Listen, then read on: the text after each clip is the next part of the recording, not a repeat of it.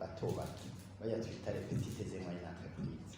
Ni ukuvuga ngo ico gisata casa n'ikititaweho mu myaka irenganye.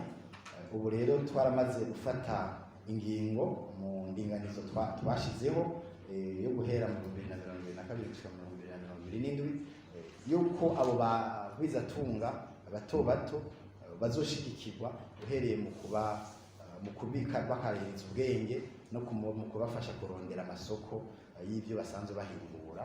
Turafise abahinga bazobikora kandi biteguye kubafasha.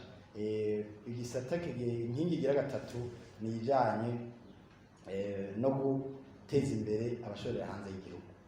Aha rero niho muganda babwire ko atayindi nzira iriho kiretse gufashanya n'aba banyamitahe kugira ngo bagwize umwimbu kandi bakanovera, kuko niho ibidandaza by'u Burundi bizoshobora guhiganwa n'ibindi bidandaza uhereye ngaha nyene mu Burundi kugira ngo bishobore kugurwa ku bwinshi, hanyuma abahingura nabo bahatorere baharongera akarusho baheze bagwize umwimbu, ibidashoboye kugurishirizwa mu Burundi bigurishirizwe hanze y'igihugu.